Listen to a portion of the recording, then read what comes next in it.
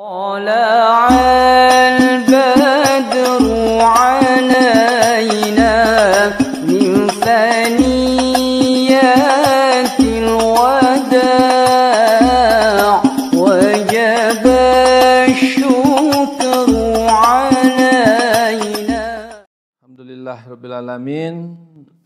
Bapak Ketua Yayasan di KM At-Taqwa, Ustadz Dr. Imam Margoni, LCMA. Apakah hadir beliau? Masya Allah, tabarakallah Ustadz. Saya kira tadi sudah lebih tua dari saya. Rupanya kayaknya lebih muda dari saya. Sepertinya, tapi ilmunya lebih warak daripada saya. Kemudian Bapak Ketua DKM, Bapak Susilo dan jajarannya. Pak Susilo? Masya Allah, terima kasih Ustadz. Alhamdulillah. Saya nggak boleh nyebut nama Pak Iwan, tapi harus saya sebut juga. Ya. Terima kasih Pak Iwan, Masya Allah. Dan juga bapak-bapak, ibu-ibu yang dirahmati Allah. Apa kabar semuanya? Lebih semangat dikit. Apa kabar? Luar biasa, gitu. Alhamdulillah, luar biasa. Apa kabar? Belum lagi, belum sarapan itu. Ya, mesti udah sarapan itu agak kenceng dikit ya. Apa kabar? Luar biasa. Ini nanti takutnya kesenggol pula karena semangat ya. Okay. Ini kayaknya istimewa nih, saya minum dulu ya. Bismillahirrahmanirrahim.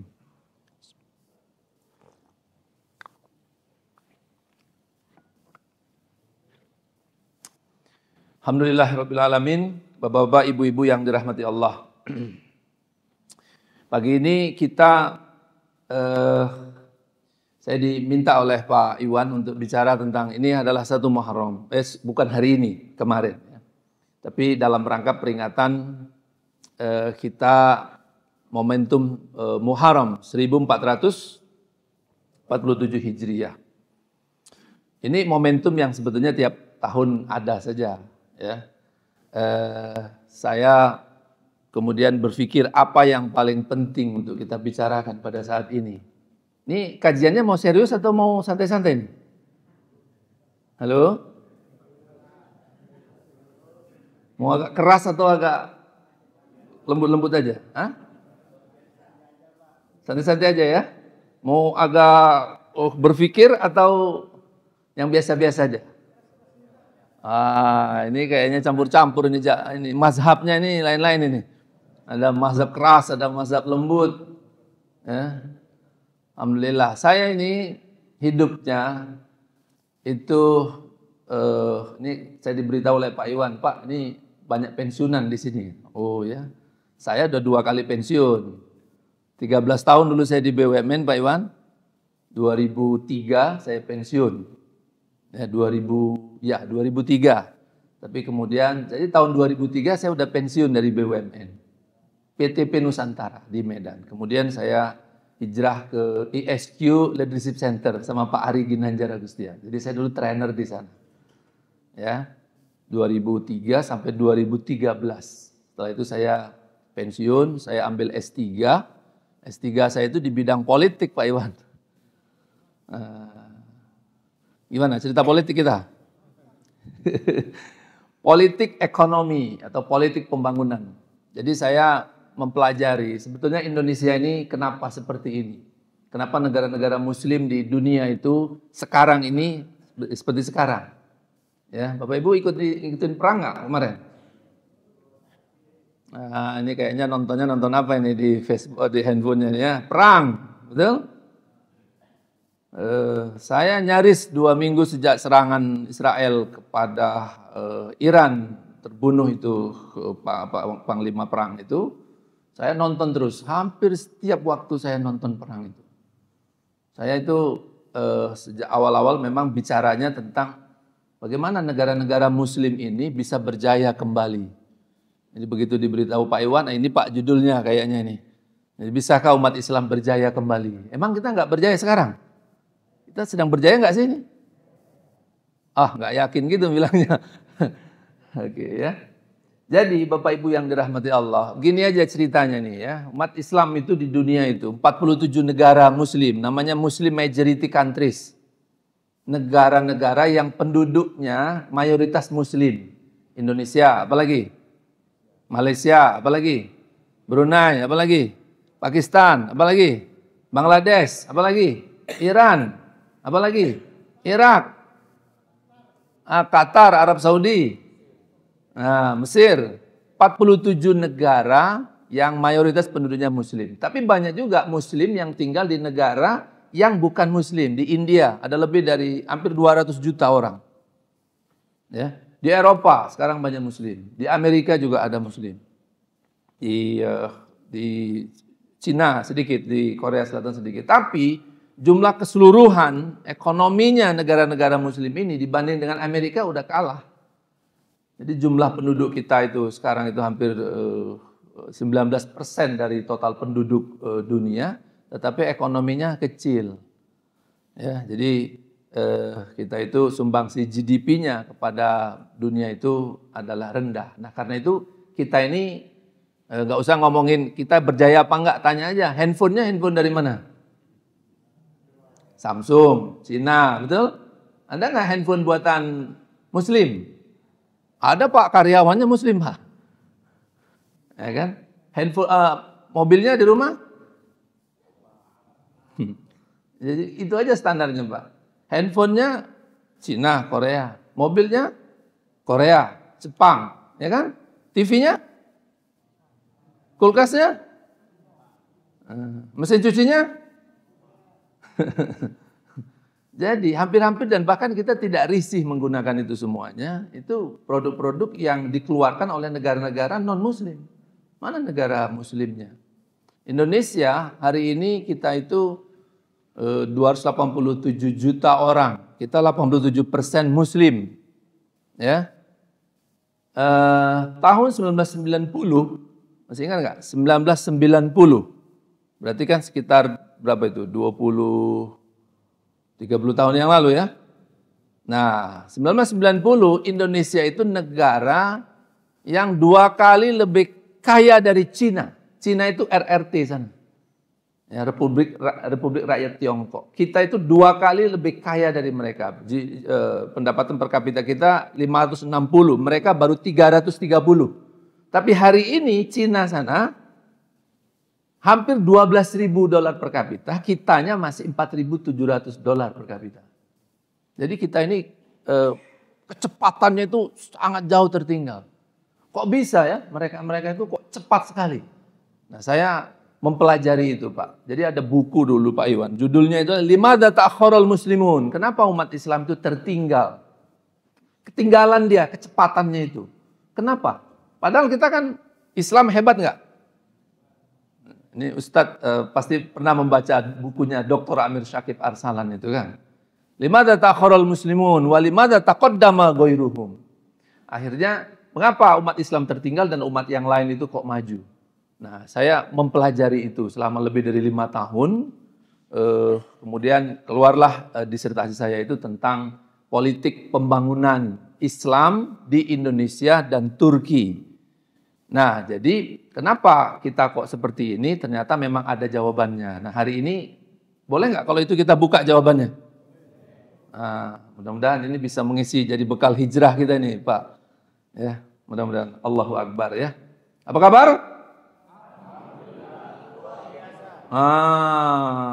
Allahu Akbar. Oke, Bapak Ibu yang dirahmati Allah Subhanahu wa taala ya. Kita mulai dulu dari satu cerita. Kenapa Rasulullah dulu hijrah? Kenapa? Kenapa Rasulullah hijrah? Apa situasi di Mekah saat itu? Kenapa Rasulullah hijrah? Kenapa tidak aman ya? Oke, apa lagi? Rasulullah diancam. Apa lagi? Hah? Tekanan terus. Oke, kita simpulkan ya.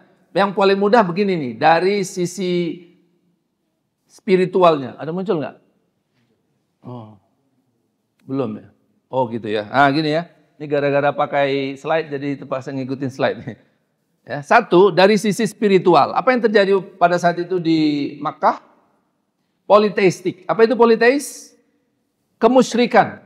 Jadi di Mekah itu orang datang, ada tawaf mengelilingi Ka'bah, tapi mereka syirik, mereka musyrik. Mereka menyebut Allah, tapi juga menyebut Lata, menyebut Uzza, menyebut Tuhan-Tuhan lain yang digantungkan di dinding Ka'bah, bahkan di dalam Ka'bah. Jadi secara spiritual, Bapak Ibu yang dirahmati Allah, dulu situasinya pada saat Rasulullah itu mau hijrah, di sana ada kemusyrikan yang sangat parah. Kedua, dari sisi kemanusiaan. Apa yang terjadi? Ya, rasialistik. Jadi orang itu dilihat itu sebagai rasnya. Oh ini kulit hitam nih, ini budak nih, oh ini bangsawan nih. Jadi seolah-olah satu bangsa itu bangsawan, satu yang lainnya itu adalah budak. Jadi secara kemanusiaan terjadi pembedaan. Masa kita dibedakan dari sisi rasnya, warna kulitnya, padahal kan namanya kelahiran kita tidak bisa memilih rahim ibu mana tempat kita lahir. Kita tidak bisa dibedakan dari sisi itu. Dari sisi politik apa? Feodalisme. Jadi penguasa-penguasa kota Mekah saat itu adalah bukan yang dipilih, tetapi mereka yang ditetapkan turun-temurun. Siapa yang kuat, dia yang menguasai politiknya. Nah, secara ekonomi kapitalistik, yang kaya makin kaya, yang kaya menguasai semuanya. Yang miskin jadi budak. Ya. Secara sosial tribalistik. Jadi orang dibedakan, ini suku apa ini, bani apa ini, bani apa, dan seterusnya. Pertanyaan saya, situasi seperti itu kemudian membuat Nabi Muhammad yang lahir di kota Mekah itu akhirnya diusir dari sana hanya karena ingin menyebut nama Allah. Jadi Islam datang itu di tengah situasi yang seperti ini, ingin memperbaiki semuanya. Kira-kira siapa yang paling keberatan dengan keadaan itu? Ya penguasanya. Penguasa kota Mekah yang paling keberatan. Kalau Islam datang dan berkembang di kota Mekah, maka mereka terancam kekuasaannya. Mereka akan kehilangan sumber-sumber ekonomi dan kekuasaan politik mereka. Oleh karena itu Muhammad nggak boleh berkembang. Apakah mereka yakin dengan kebenaran ajarannya Rasulullah? Mereka mengerti dan bisa memahami bahwa mereka itu hidup dalam kemusyrikan dan hadirnya Muhammad akan memperbaiki segalanya. Tapi kalau itu terjadi, pasti berubah konstelasi politik yang ada di Mekah saat itu dan mereka yang paling terancam, dirugikan. Karena itu Muhammad tidak boleh mengembangkan ini. Dan akhirnya Nabi Muhammad terpaksa diusir dari sana, kalau tidak dibunuh, subhanallah. Dan akhirnya Nabi Muhammad bersama dengan sahabatnya hijrah ke Madinah. Nah di Madinah itulah kemudian dibangun satu masyarakat baru. Pertanyaan saya, situasi yang 5 ini kira-kira hari ini ada nggak? Gimana? Nah ini kalau orang-orang kajian nih cepet nih nyambungnya nih. Gimana? Hari ini banyak kemusyrikan nggak? Oh itulah. Jadi kita perlu hijrah nggak? Kan gitu kan artinya kan? Jadi kalau situasi ini ada lagi di sini, sekarang ini, maka artinya kita mesti mengikuti Nabi Muhammad. Qul in kuntum tuhibbunallaha fattabi'uni yuhibbukumullah. Kalau kamu benar-benar mencintai Allah, ikutilah jejakku, kata Nabi Muhammad. Jadi hari ini kemusyrikan, setuju saya. Bagaimana orang disumpah pakai nama Allah, pakai Quran, tapi korupsi dia. Apakah ada imannya itu? Ya kan? Lihat di handphone, lihat di Facebook, lihat di TikTok. Kenapa emak-emak, anak-anak gadis, semuanya flexing, semuanya pamer auratnya? Kemusyrikan bukan itu? Ketidaktaatan itu. Dan itu jumlahnya nggak bisa dihitung. Semua pakai jilbab juga, nggak pakai jilbab juga. Kok begitu situasinya? Ya, belum lagi tentu saja di kantor-kantor, di BUMN, di mana-mana. Korupsi lah, komisi lah, gratifikasi lah. Bagaimana mungkin seorang ketua KPU melakukan tindakan asusila? Kan di mana agamanya itu? Di mana Tuhannya itu? Itu kenapa ayat yang tadi saya baca, kabura maqtan indallahi an taqulu ma la taf'alun, mengatakan diri beriman tapi berbuat maksiat. Ya, mengatakan Allah sebagai Tuhannya, tapi sebetulnya dia menentang dan menantang Allah. Di mana keimanan itu? Secara kemanusiaan hari ini, oke, di Indonesia ini, kalau rasnya, samalah semuanya Melayu ya, tapi penguasaan ekonominya seperti apa? Ya, di Indonesia ini ada 3% satu etnis tertentu menguasai lebih dari 75% kekayaan nasional. Terjadi ketimpangan yang sangat parah, kaya bertambah kaya. Ada dirjen pajak cerita kepada saya heran memang Pak. Di Indonesia itu aneh. Kok bisa ada satu orang di negeri ini yang dividen perusahaannya setiap tahun itu 10 triliun.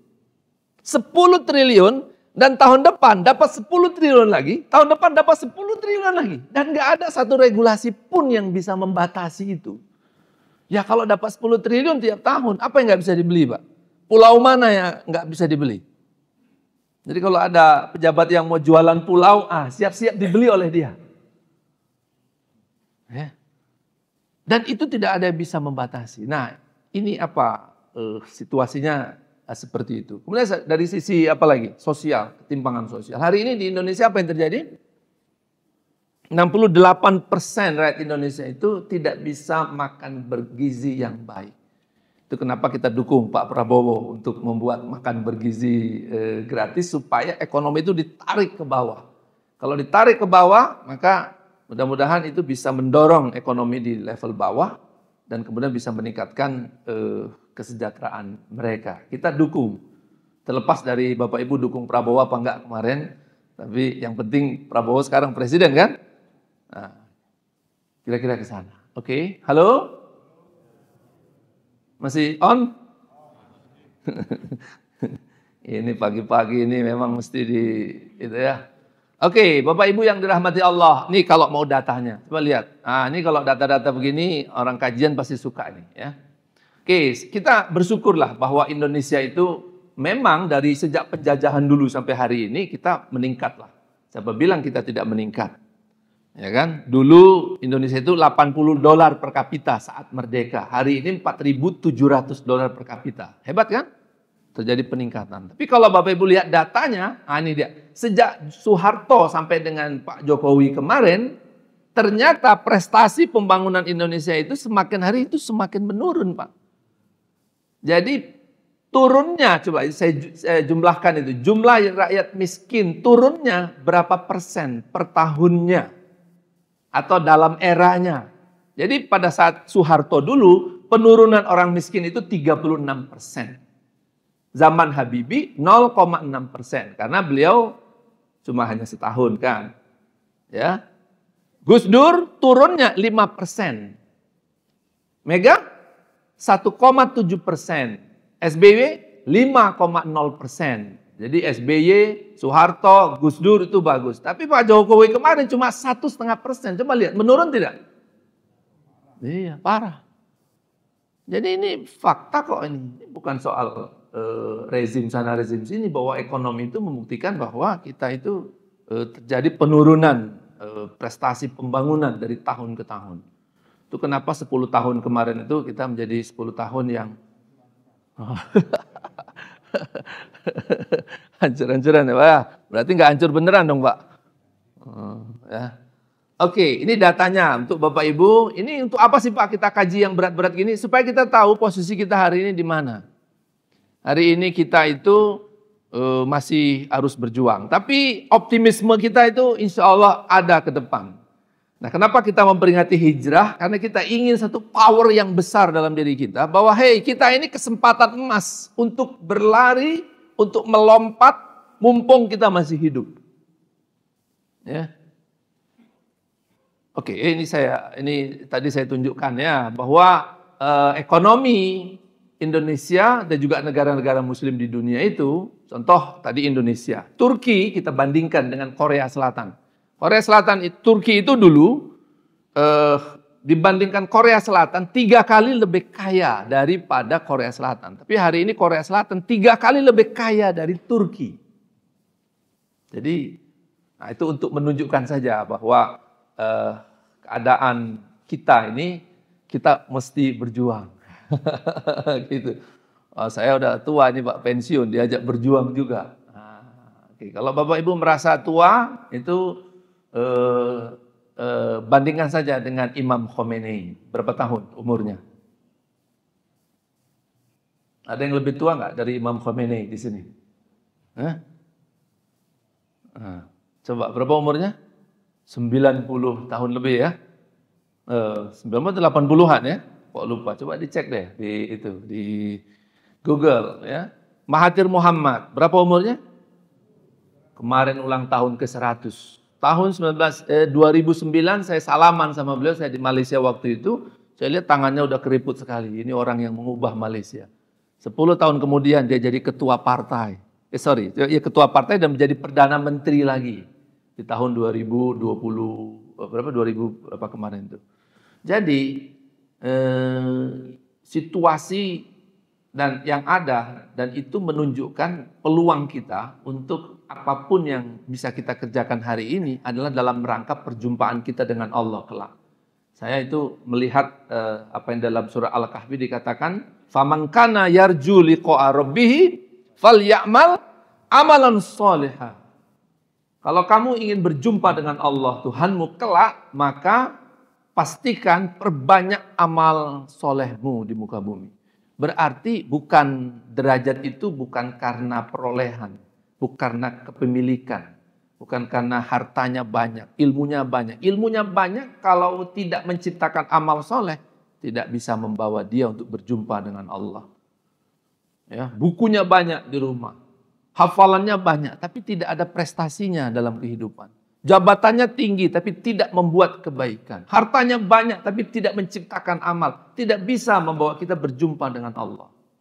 Karena amal kebaikan itu yang menentukan kita, kelak kita akan berjumpa dengan Allah atau tidak. Berarti sesungguhnya apa yang Allah berikan pada diri kita, itu hanyalah alat.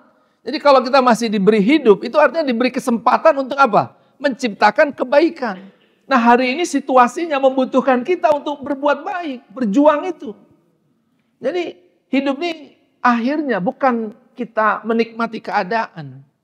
Hidup itu bukan soal menghindari derita. Hidup itu bukan soal kita menghindari, ini nggak nyaman, ini nggak enak. Saya ingin bahagia, saya ingin nyaman. Loh, hidup itu adalah menciptakan kebaikan. Bahwa kalau ketika kita menciptakan kebaikan, ada ketidaknyamanan, ada penderitaan. Itu bunga-bunga perjuangan aja. Nggak ada yang namanya perjuangan itu nyaman. Mana ada? Orang yang mencari kebahagiaan, mencari kenyamanan, pasti nggak bisa diajak berjuang. Kenapa? Karena dia akan berhitung. Dia nggak mau berkorban ketidaknyamanannya, ya, ketidakbahagiaannya. Karena bagi dia yang penting apa? Saya hidup nyaman, saya hidup tenang, saya hidup damai. Nanti aja di surga ketenangan itu. Nanti aja di surga di sisi Allah, hidup damai, hidup tenang, hidup bahagia. Itu yang diucapkan Raden Ajeng Kartini dulu. Pergilah kau suamiku berjuang. Pergilah dan bela orang-orang kecil yang ditindas oleh hukum yang zalim. Pergilah nikmati deritamu. Bayangkan, nasihat seorang istri, nikmati deritamu. Ya. Berjuanglah untuk yang maha kekal. Siapa itu? Allah Subhanahu wa ta'ala. Habis gelap, terbitlah terang. Nah, kita ujungnya aja biasa yang ingat kan. Padahal sebelumnya itu kalimatnya.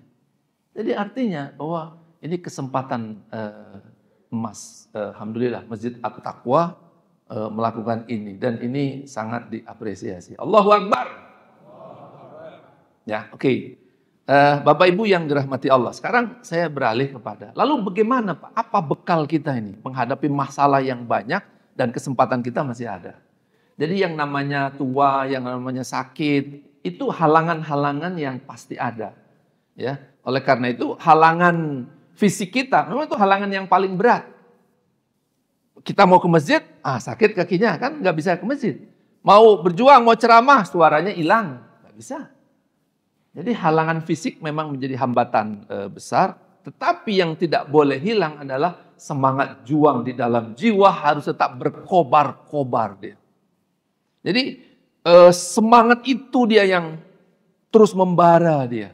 Kenapa? Karena itulah misi kita diciptakan oleh Allah itu. Jadi tujuan Allah menciptakan kita itu adalah agar kita digembleng di muka bumi itu, kemudian dia menciptakan kebaikan, dan sebetulnya yang kita ciptakan itu juga nggak seberapa. Kalau Allah mau, mudah tidak bagi Allah untuk membuat segalanya lebih baik? Mudah, tapi disitulah kesempatan Allah berikan pada kita. Jadi dengan ini kabar gembiranya untuk kita adalah bahwa apa yang kita kerjakan itu untuk standar ukuran-ukuran dunia itu menjadi tidak penting. Standar bahwa orang sukses harus punya kekayaan banyak, jabatannya tinggi, popularitasnya hebat, disanjung di mana-mana. Bukan itu menjadi standar kesuksesan si hamba Allah dan sekaligus dia khalifah Allah. Saya selalu bilang bahwa menjadi manusia itu biasa saja. Karena menjadi manusia tidak ada usaha kita kan. Mungkin kita nggak minta juga udah jadi manusia. Ya.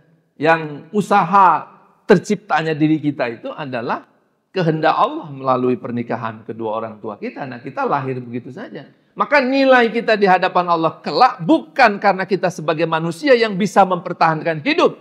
Tapi nilai kita di hadapan Allah adalah fungsi kekhalifahan kita di muka bumi. Dua, apa itu? Bisa membawa rahmat dan menciptakan kedamaian.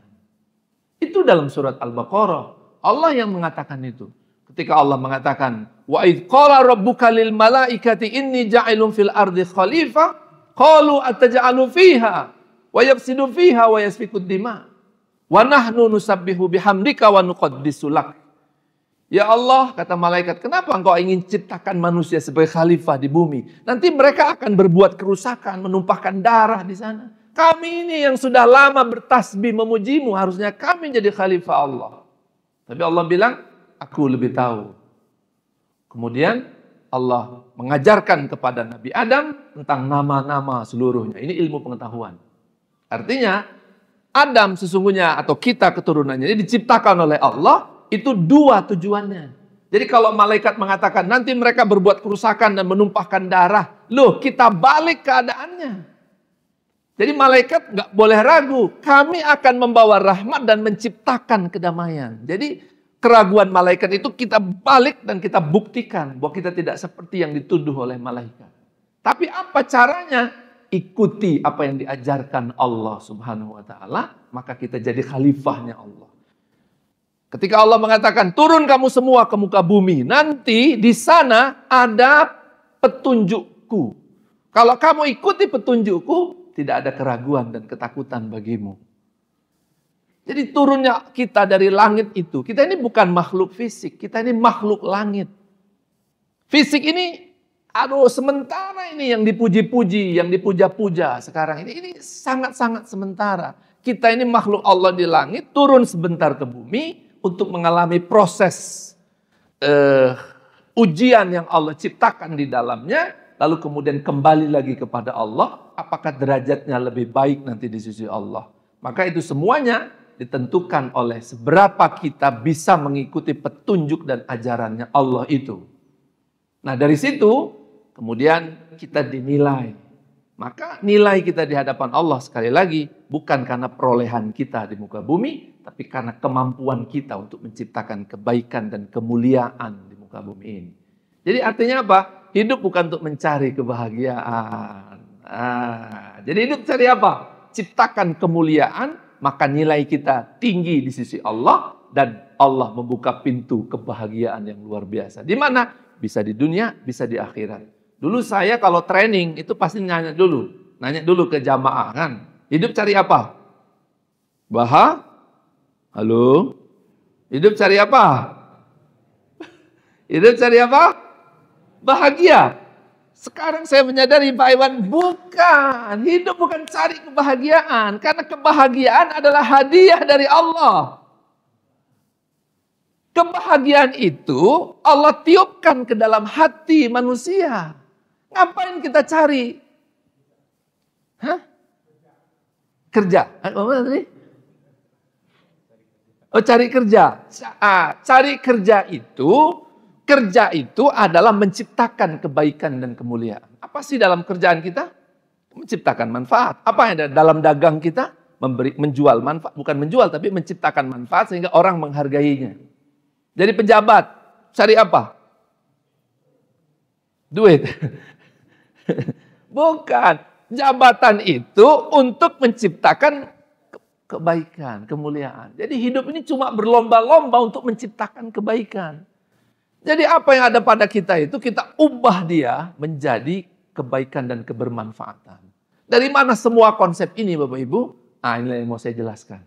Sebagai bekal kita untuk menjalani hijrah. Kalau tadi Nabi Muhammad hijrah Mekah ke Madinah, kita hijrah kemana?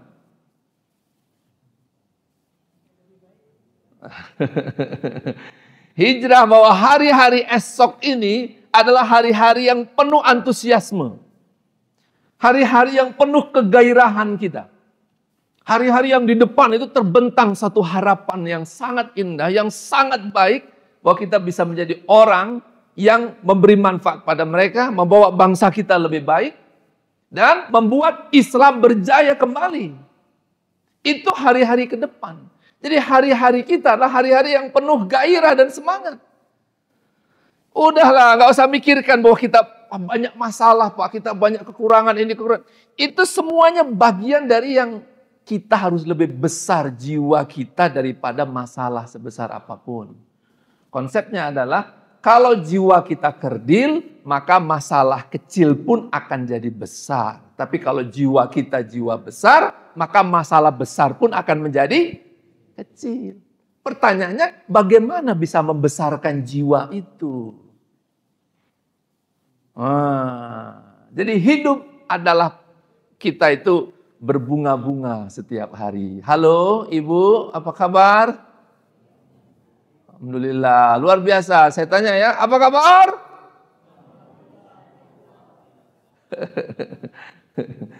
Oke ya, coba lihat kiri kanannya, masih udah senyum belum atau masih ngantuk-ngantuk? Coba lihat kiri kanannya. Ya. Ya jangan saya aja yang semangat. Bapak Ibu mesti semangat, tapi memang pembicara itu semangat lah ya. Kalau pendengar itu susah semangatnya karena duduk aja diam kan? Oke. Allahu Akbar. Nah, coba tangannya semuanya Allahu Akbar. Ya. Bapak Ibu yang dirahmati Allah, Allah sendiri yang menciptakan caranya supaya kita jadi khalifah. Allah itu adalah khalifah yang memberi manfaat. Sekali lagi bahwa hidup adalah bukan soal derita. Hidup bukan soal kenyamanan. Hidup adalah soal menciptakan kemuliaan. Ya, dan itu upaya kita. Maka perbanyaklah itu. Mumpung padang rembulane, mumpung jembar kalangane, mumpung nyawa masih dikandung badan. Kesempatan emas. Yang muda-muda apalagi. Masya Allah ya. Saya punya 300 mahasiswa. Saya semangat sekali kalau bicara masa depan. Tetapi cara-cara menjangkau masa depan banyak anak muda nggak ngerti. Akhirnya hidup tuh mengalir saja. Ada juga kan nasihat begitu kan? Udahlah Pak, hidup ngalir aja. Nikmati saja. Iya kalau ngalirnya benar. Kalau alirannya menuju parit gimana? Celaka kita. Sayangnya waktu tidak bisa diputar ulang. Sama dengan air sungai yang ngalir. Ngalir sampai di ujung. Ya kan? Bisa balik ke hulu lagi nggak? Nggak bisa. Itu aliran waktu. Sampai di ujung sana kita bilang, loh salah Pak, tujuannya bukan ke sini, ayo balik lagi. Emang bisa mudah lagi? Nggak bisa. Makanya sisa waktu kita ini harus diperkirakan. Ya, yang mudah sebut masih 30, 40, 50. Kalau Bapak Ibu hari ini 60 tahun, kalau ngikuti Mahathir Muhammad masih bisa berjuang 30 tahun lagi. Allahu Akbar. Semangat. Ya. Saya 54 sekarang. Sudah tua kan? 55. Masih muda ya? Alah, udah tua lah Pak. Ya, Bapak udah 70 ya. Saya lebih Pak. Masya Allah. Berapa itu? 80. Dahsyat. Berbahagialah Pak. Berbahagia dan Bapak masih punya waktu 10 tahun lagi. Alhamdulillah. Tinggal sedikit lagi. Bapak ini menjengkali umur orang. Ya udah berkaca aja dari orang yang umurnya lama. Bapak saya meninggalnya 97 tahun. Jadi saya berkaca dari bapak saya. Bapak saya itu 97 tahun meninggalnya dalam keadaan sehat. Kok bisa 97 tahun sehat? Emang makan apa? Makannya bergizi? Enggak, di kampung. Emang tidur aja? Enggak, kerja keras. Emang gizinya semuanya? Enggak juga. Tapi Allah berikan sampai 97 tahun. Bahwa umur itu haknya Allah. Tapi faktanya bahwa beliau bisa bertahan hingga 97 tahun. Nah kalau saya berkaca di situ, saya 55 sekarang. Berarti saya masih punya waktu berapa? 40 tahun lagi. Betul nggak? Pak Iwan berapa? Kan tinggal gitu Pak. Kita ini namanya itu, ilmunya itu Bapak Ibu. Namanya itu BFF. Apa itu BFF? Backward from future. Kita mundur dari depan ke sini. Jadi hidup yang indah itu adalah hidup yang kita mundur dari depan. Bapak ini susah kali bahasanya. Gini ceritanya.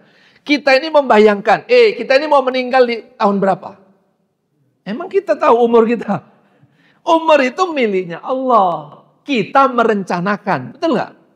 Tapi kita nggak mau merencanakan. Doanya aja, ya Allah panjangkan umurku. Malaikat nanya, berapa? Nggak tahu saya Pak. Nah, itu salahnya. Doa kita harus jelas. Panjangkan umur sampai berapa? Supaya tahu kita berapa waktu yang tersisa. Kalau kita tahu jumlah waktu yang tersisa, kita bisa membuat perencanaan. Nah, perencanaan itu akan menentukan apa yang kita kerjakan. Banyak orang sibuk, tapi bukan sibuk menjalankan rencana. Sibuk hanya menghabiskan waktu. Kenapa? Nggak punya rencana. Nah, kalau kita perkirakan 40 tahun lagi, maka insya Allah kita akan buat perencanaan. Nah, yang tinggal 10 tahun lagi, ini tinggal 10 tahun lagi nih Pak kira-kira nih. Apa dong rencananya? Nah, begitu. Itu namanya ilmu BFF. Backward from future. Oh, ini ilmu mahal ini Pak Iwan. Ini ilmu yang diajarkan di gedung-gedung tinggi untuk membangun perusahaan-perusahaan. Ya, dan hari ini semua ilmu-ilmu itu kita bawa ke masjid supaya orang-orang masjid itu mendapatkan ilmu-ilmu itu, dan memang masjidlah sebagai pusat perubahan sosial. Masjid juga untuk mempertahankan kita punya nilai-nilai supaya dia lebih bagus lagi ke depan. Ya, jadi mulai hari ini coba tolong dibayangkan kira-kira akan bertahan sampai umur berapa. Nah, kalau udah rambut putih, jenggot putih, wah nggak sebentar lagi nih Pak, nggak masalah. Kita ini selalunya kalau udah membicarakan itu takut. Loh, kita membicarakan itu justru untuk merencanakan kegiatan kita. Ini kalau yang muda-muda itu ada kalimat begini, if you fail to plan, you plan to fail. Apa artinya? Nah, agak susah kan? Kata Pak Iwan, Pak jangan susah-susah Bapak. Enggak, ini saya terjemahkan, dengerin ya. Kalau kita gagal membuat rencana, maka kita merencanakan kegagalan. Bisa paham nggak? Halo? Anak muda? Kalau kita gagal membuat rencana, kita merencanakan kegagalan. Jadi kalau kita nggak bisa membuat perencanaan kehidupan kita ke depan, 5 tahun lagi, 10 tahun lagi, 20 tahun lagi, berapa sisa waktu, itu sama dengan kita merencanakan kegagalan hidup kita. Jadi apa artinya? Kita mesti membuat roadmap. Nah, nih satu lagi ilmunya. Apa itu roadmap? Peta jalan menuju masa depan. Kalau tadi kita tetapkan masa depannya, kita tarik mundur ke hari ini. Berikutnya, kalau kita udah tahu, oh di sana itu tujuan saya. Mana? Surabaya Pak. Mana? Yogyakarta Pak. Mana Pak? Trenggalek Pak. Kita tahu tujuannya. Ya kan? Kita tarik, oh di sini kita berhenti, oh di sini kita berhenti, oh di sini kita berhenti, oh di sini rest area, oh di sini. Ini aja bisa kita perkirakan. Maka hidup juga begitu. Kalau kita menuju ke depan, oh ini Pak mapnya. Kita hari ini 2025. 2026, 2027, 2028, 2029, 2030, 2040, 2050. Itu namanya peta jalan, roadmap menuju masa depan. Jadi 2 yang mesti kita buat di situ ya. Halo? Masih on? Apa kabar? Iya ya, harus saya tanya dulu. Udah ditelan belum ilmunya? Udah jelas belum? Ada ya? Kira-kira gimana? Bermanfaat gak ilmunya? Nah, jangan saya ceramah sini setengah jam gak ada manfaatnya. Ya, oke. Kenapa saya munculkan gambar di depan ini? Bapak Ibu yang dirahmati Allah, untuk kita membekali diri kita, besok kemana, lusa kemana, apa tujuan kita? Maka, kalau kita sudah punya roadmap-nya, pastikan kita punya bekal perjalanan. Kalau haji, apa bekalnya? Koper, duit, apa lagi? Ilmu, apa lagi? Tiket, visa, betul ya? Kalau oleh-olehnya apa? Kurma, air zam-zam. Inilah kita ini, orang haji ini. Saya karena itu ada modul haji, Pak. Saya sudah buat videonya, bukunya. Orang-orang haji itu biasanya begitu. Padahal haji itu diciptakan oleh Allah Subhanahu wa taala itu untuk memberikan training sehebat-hebatnya. Training di muka bumi adalah haji. Dan hasil daripada haji itu adalah dia menjadi hamba Allah sekaligus khalifah Allah yang paling hebat di muka bumi. Jadi pulang dari haji, mereka menjadi agen-agen perubahan. Jadi agen-agen pembangunan. Orang-orang hebat yang siap untuk mengubah bangsanya. Ya, suatu hari kita cerita soal haji. Boleh ya? Insya Allah. Hari ini saya akan cerita bekal hijrah kita. Nah, ini handphone. Kita pakai handphone nih. Betul kan? Nah, handphone kita ini, nih, apa yang membuat dia hidup? Apa yang membuat dia bisa mengirim gambar, suara, segala macam? Pulsanya, baterainya, pulsanya, apa lagi? Prosesornya. Itu yang jawab prosesor itu bagus sekali. Ya. Jadi prosesornya ini dia. Ya. Kalau prosesornya ini jelek, maka dia hang. Mahal pun harganya, pulsanya ada, baterainya ada, tapi prosesornya tidak kompatibel, dia akan hang. Maka manusia, badannya sehat, tampan dia, ganteng dia, cantik dia, tapi salah prosesornya. Apa yang terjadi? Hang. Hari ini banyak orang hang nggak? Oh, itulah masalahnya. Jadi pejabat disumpah korupsi, hang tidak itu? Begitu kan? Suami janji setia, sayang kepada istrinya, memberi nafkah, bertanggung jawab, menyayanginya, memberi kebahagiaan. Selingkuh dia di luar. Hang tidak itu? Itulah. Ya. Jadi betapa banyak orang hang hari ini di kantor-kantor, di rumah-rumah, Masya Allah. Bagaimana memperbaiki itu semuanya? Maka harus ada prosesor yang benar. Dari mana prosesor yang benar itu? Hanya Allah yang mengetahuinya. Apa itu? Allah berikan itu melalui pengajarannya kepada manusia. Saya mengumpamakan bahwa prosesor yang benar bagi manusia itu seperti ini. Apa ini? Pohon beringin. Besar-besar nggak pohon beringin? Besar. Tapi lihat nggak ada pohon beringin di atas meja? Ada kan? Kenapa dia kecil di atas meja? Itu dia. Jadi bukan soal pohon beringinnya, tapi adalah tempat dia tumbuh berkembang. Apa itu? Mindset. Apa itu? Pola berpikir. Apa itu? Prinsip-prinsip. Apa itu? Nilai-nilai. Apa itu? Keyakinan. Apa itu? Sistem kehidupan. Kalau itu salah, harusnya besar jadi kerdil. Harusnya jadi pejabat yang memberikan kesejahteraan bagi rakyat, malah korupsi.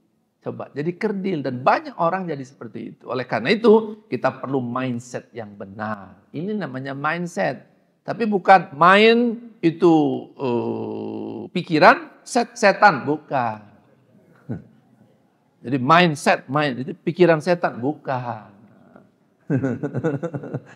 Apa itu mindset? Pola berpikir, cara berpikir. Nih. Kalau Bapak Ibu yang mau kajian lebih berat, nanti ada saatnya. Ini kita bedah disertasi saya nanti ya. Inilah mengapa Indonesia tertinggal. Dari sisi politik pembangunan. Tapi dari sisi mindset orang-orang Indonesia atau umat Islam di dunia, perlu kita perubahan-perubahan yang besar. Ini terlalu banyak ini slide saya ya. Bisakah agama membuat kita lebih produktif membangun peradaban dunia? Apa yang kita lihat hari ini, atau setidaknya saya lihat, banyak orang beragama merasa cukup beragama, padahal umatnya masih terbelakang. Dia menikmati kenyamanan di dalam agamanya. Sudah umroh Pak, sudah haji Pak. Ya kan? Selesai seolah-olah urusannya. Belum. Makanya bekal kita untuk menjalani hijrah di era di mana ada kesempatan kita menciptakan kebaikan, peradaban yang lebih baik lagi ke depan, saya mengusulkan 5 hal ini. Apa itu? Pertama, iman kita haruslah iman yang produktif. Ulangi. Oh, mantap Pak. Emang ada iman yang tidak produktif? Ada. Iman yang merasa kita udah beragama, tapi tidak membuat karya. Tidak menciptakan prestasi. Ini cocoknya ceramahnya untuk anak muda. Enggak, ini untuk semuanya. Justru ketika kita semakin berujung umurnya, harus semakin banyak menciptakan hal-hal yang baik. Setuju nggak? Ini perumpamaannya kayak main bola. Main bola, kita tahu waktunya kan? Kalau sudah tidak ada yang menang, maka ditambah waktu apa namanya? Injury time. Betul nggak? Coba lihat orang bermain saat injury time, bagaimana? Bertambah semangat Pak. Kalau bisa lari 2 kali lipat, lompat, terjang. Kenapa? Kita tahu waktunya udah tinggal sedikit. Kita cepat. Jadi nggak ada lagi akhirnya berleha-leha, tidak ada. Waktu kita tinggal sedikit Pak. Mungkin saya besok meninggal, mungkin lusa Pak. Jadi apa? Hari ini ya saya paksa. Memang begitu. Harus dipaksa. Sakit Pak Enco, jalanlah. Jadi saat kita sambil menderita, itulah ada nilai di sisi Allah. Nilai apa itu? Nilai kesungguhan. Kesungguhan itu dalam bahasa Arab namanya jihad. Jadi ke masjid pun jihad Pak. Iya, kalau tantangannya berat. Sedekah 1.000 rupiah bisa bermakna jihad. Uang duit dia nggak ada. 10.000 pun berat bagi dia. Nggak ada duitnya Pak, mau kurban. Ya kan? Tapi sedikit uangnya. Berat rasanya Pak, saya mengeluarkan ini. Itu jihad. Jadi bukan soal keberlimpahannya. Tapi setiap orang akan merasakan jihadnya ketika dia merasakan kesulitan. Dan saat kesulitan itu, dia tetap menciptakan kebaikan. Itu dia. Nah, jadi apa? Iman yang produktif artinya iman yang mendorong kita untuk berbuat. 2 hal. 1, Bapak Ibu, apa ciri keimanan yang produktif? Pertama, kalau dia berbuat salah, dia takut. Ya, meninggalkan sholat, takut dia berdosa. Korupsi, takut dia dosa. Menggunjing, takut dia. Selingkuh, takut dia. Jadi semua perbuatan dosa itu takut dia sama Allah. Itu tanda beriman yang produktif. Sehingga dia menghindari. Melihat aurat yang haram. Takut dia. Dia skip. Ya, jauhkan. Pokoknya semua yang menciptakan keburukan dan dosa, dia segera menghindarinya. Dia takut untuk ke sana. Tuh cirinya. Pada saat yang sama, dia berani berbuat yang baik. Jadi kalau salah, takut. Kalau baik, berani dia. Ini kebenaran. Ini kebaikan. Maju dia ke depan. Bukan soal kemampuan. Apa? Iya. Berani karena benar. Berani menegakkan yang benar. Berani menciptakan kebaikan. Nggak takut dia risiko. Ya, apa contohnya? Banyaklah. Apa saja. Ya kan? Mau ke masjid, baik. Mau jadi kepala desa, baik. Mau jadi RT, baik. Lakukan yang baik itu harus dengan keberanian. Membuka usaha, penuh keberanian. Menciptakan proyek, berani dia. Jadi semua hal-hal yang sifatnya baik, tidak ada keraguan sedikit pun bagi dia. Ini kan kadang-kadang terjadi nggak? Padahal baik tapi dia ragu-ragu, takut gagal. Takut nanti dicemooh orang, takut dia tidak sukses dan sebagainya. Maka ciri iman yang produktif, takut dia berbuat salah atau berbuat dosa, berani dia berbuat baik. Cukup jelas? Halo? Sampai jam berapa? Berarti udah selesai dong? Oh, udah selesai. Belum lagi diceritakan. Oke, 2, ibadahnya harus ibadah yang fungsional. Apalagi itu? Ibadah fungsional itu ibadahnya tidak sekedar pahala. Tapi ibadahnya memberi dampak energi bagi yang pertama tadi. Jadi kalau orangnya imannya produktif, sholatnya akan fungsional. Sholatnya dalam rangka menjalankan fungsi pertama tadi. Apa itu? Cegah dia perbuatan buruk. Ya kan? Sholatnya sebagai jalan dia untuk mendapatkan pertolongan dari Allah. Wasta'inu bis sabri was sholat.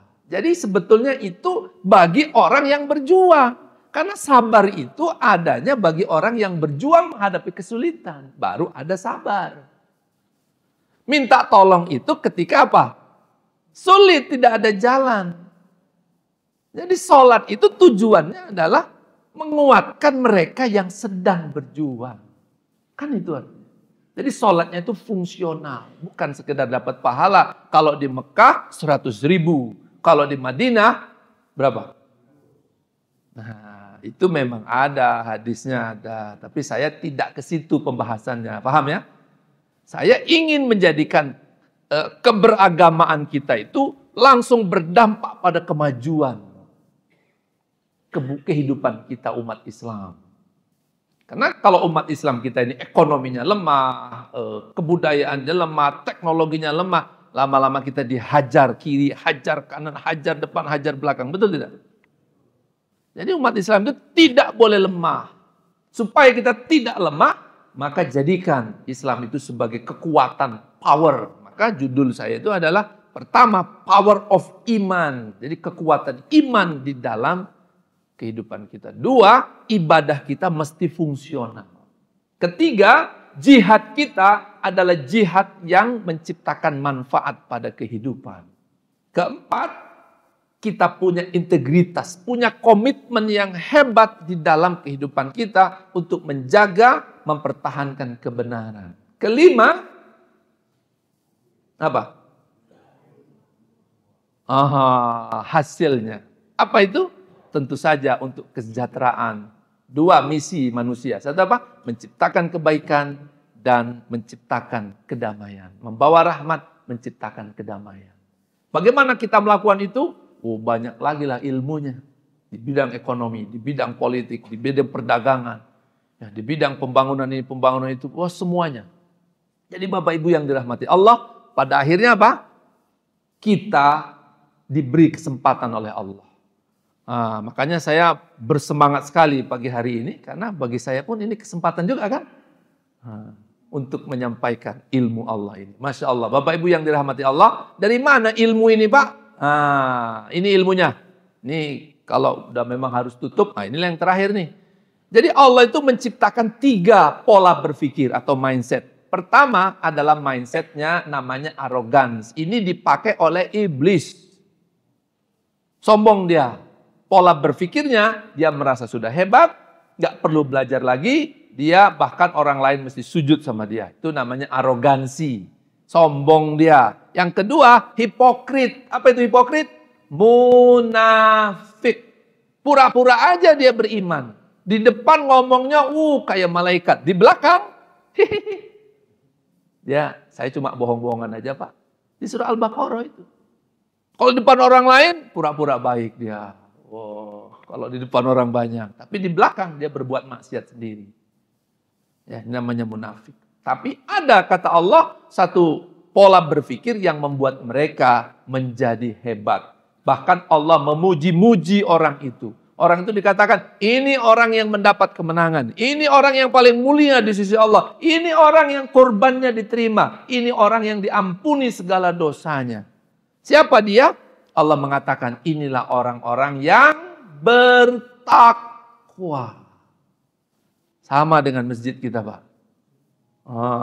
Jadi masjid takwa adalah masjid pembentukan mindset paling hebat di muka bumi. Saya menyebutnya itu greatness. Apa itu greatness? Takwa. Aneh ya? Karena saya ingin membawa konsep takwa itu di perusahaan. Orang perusahaan nggak ngerti dia takwa.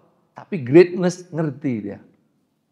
Jadi saya bawa greatness itu di perusahaan-perusahaan. Saya ceritakan apa isi takwa itu. Nah, inilah isi takwa. Ada 5. 1 apa? Ayo. Hadiah 50.000 rupiah. Mana duitnya? Oke, 1 apa? Iman. Yu'minuna bil. Dzalikal kitabul la raiba fi hudal lil muttaqin. 1 apa? Alladzina yu'minuna bil ghaib. Mereka beriman. Imannya harus iman yang produktif. 2, wa yuqimunas shalah. Salatnya harus salat yang fungsional. Kalau salat tapi masih juga berbuat maksiat, gimana salatnya itu? Nggak benar salatnya itu. Nggak ada penghayatan, nggak ada pemaknaan. Salat kok malas. Habis salat kok nggak produktif. Habis salat kok cuma tidur. Nggak begitu. Salat itu untuk mereka yang berjuang. Ya. Oke, ketiga apa? Wa mimma razaqnahum yunfikun. Mereka menafkahkan apa yang Allah rezekikan pada diri mereka. Apa itu menafkahkan? From nikmat to manfaat. Dari nikmat Allah kita ubah menjadi manfaat. Dalam bisnis namanya value creation. Menciptakan nilai. Ya. Keempat, walladzina yu'minuna bima unzila ilaika wa ma unzila min qablik. Mereka beriman kepada apa yang Allah turunkan pada diri atau Nabi Muhammad. Apa itu? Al-Quran dan kitab sebelum Nabi Muhammad. Terakhir, wabil akhirati hum yuqinun. Mereka beriman kepada negeri akhirat. Jadi inilah ayat Allah itu 5 mindsetnya. Surat Al-Baqarah ayat 1, 2, 3, 4, 5. Ditutup dengan kalimat apa? Ulaika ala hudam mir rabbihim wa ulaika humul muflihun. Apa artinya? Mereka orang-orang yang mendapat petunjuk dari Tuhan mereka dan merekalah orang-orang yang beruntung. Beruntung itu bukan untung-untungan, judi, begitu. Enggak. Beruntung itu adalah yang sukses, yang menang, yang berhasil. Kenapa dia berhasil? Karena dia menggunakan 5 kerangka berpikir. Itulah yang Pak Iwan, saya berusaha bagaimana menerjemahkan konsep takwa itu menjadi konsep berpikir. Inilah dia. Jadi takwa itu harus kita masukkan ke dalam otak kita. Sama dengan handphone tadi. Masukkan dia, instalasikan itu namanya prosesor yang baik. Takwa menjadi prosesor di dalam kehidupan manusia. Maka pribadinya, keluarganya, sekolahnya, organisasinya, perusahaannya, negaranya, dunianya dibentuk oleh mindset takwa. Apa Pak takwa? Takut sama yang tua? Bukan. Takwa. Ini dia. Apa itu? 5. Inilah dia 5 ini. Bapak Ibu yang dirahmati Allah. Ini kalau dijelaskan, wah seru ini. Gimana, mau nggak? Halo? Aduh. Ini dia 5 ini Bapak Ibu. Udah lihat aja dulu kapan-kapan kita jelaskan. Ya, Masya Allah. Bapak Ibu yang dirahmati Allah, inilah bekal kita untuk hijrah. Apa itu? Kita mesti meningkat di tahun ini. 1447 hijrah. Abaikan semua gundah gulana, stres, apalagi seolah kita dirundung masalah banyak. Enggak ada itu semuanya. Kita beranjak kepada yang optimis. Kita masih hidup hari ini. Kita masih punya waktu hari ini. Ya. Ajak semua bicara tentang kebaikan. Semuanya bergerak. Ya. Kalau di level negara, saya biasanya menyampaikan bahwa takwa itu sama dia nafasnya dengan Pancasila. Sama dengan tujuan bernegara. Satu apa? Merdeka, adil, apa lagi? Tujuan bernegara, merdeka, berdaulat, adil, makmur, bersatu. 5, tujuan bernegara. Sama itu nafasnya dengan surat Al-Balad. Al-Balad adalah surat negeri. Negeri, bagaimana memajukan negeri. Ada 5 juga prinsipnya. La uqsimu bihadzal balad. Nanti kapan-kapan kita cerita surat Al-Balad. Dahsyat Bapak Ibu. Ya. Oke. Itu sama dengan konsep membentuk negara modern. Apa yang disebut dengan sanctity, authority, dan seterusnya. Subhanallah, itu sama dengan Pancasila. 5 sila. Dan subhanallah, itulah konsep takwa yang 5 tadi saya jelaskan. Jadi sesungguhnya Bapak Ibu yang dirahmati Allah, apa yang kita pelajari, disampaikan oleh Allah dalam Al-Quran tentang takwa, itu sama nafasnya. Atau Pancasila, nafasnya sama dengan konsep takwa, sama dengan surat Al-Balad, sama dengan konsep membentuk negara yang modern. Karena itu wajib hukumnya bagi Indonesia menjadi negara adidaya. Kenapa? Dia sumber daya alamnya kaya, agamanya Islam, konsepnya takwa, dasar negaranya Pancasila. Ini digabung semuanya, maka menjadi power dan energi yang sangat hebat. Maka saya yakin, insya Allah 2045 kita bisa menjadi negara adidaya di dunia. Allahu Akbar. Asalkan pelaku-pelakunya adalah mereka yang menjadikan takwa sebagai mindset kehidupannya. Ini harusnya diceramahkan di Istana Merdeka, betul nggak? Ini diceramahkan ini di gedung DPR, supaya DPR itu punya konsep untuk membangun negeri. Jangan kalau udah beragama, nampak nggak berprestasi. Salah besar. Kita buktikan bahwa orang beragama itu lebih hebat dari mereka yang tidak beragama. Setuju nggak? Begitu. Kita maju ke depan. Mereka yang beriman bertakwa kepada Allah, merekalah orang-orang yang akan menjadi pemimpin-pemimpin di atas bumi ini. Allahu Akbar. Demikian untuk pagi ini. Alhamdulillah. Langsung tutup? Gimana Pak? Koruptor? Wes. Oke, Bapak Ibu yang dirahmati Allah, ini masih pengantar-pengantar dulu Pak. Nanti kalau mau begitu, boleh itu Pak. Ya, ini oke dulu ya? Cukup nggak ini? Nah, ini baru pengantar ini. Ya.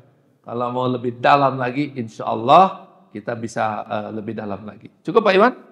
Oke, wallahu muwafiq ila aqwamit thoriq. Ya. Semoga Allah menuntun kita kepada jalan yang benar dan Allah memberi kesempatan kita untuk berbuat baik, menciptakan amal soleh, dan insya Allah kita bisa pertanggungjawabkan nanti di depan Nabi Muhammad SAW.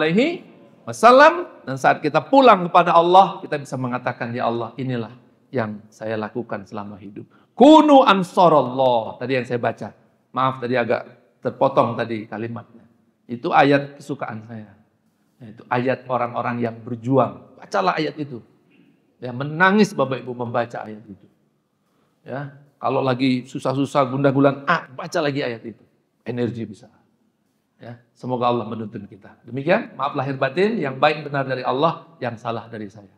Billahi taufiq wal hidayah. Wassalamualaikum warahmatullahi wabarakatuh.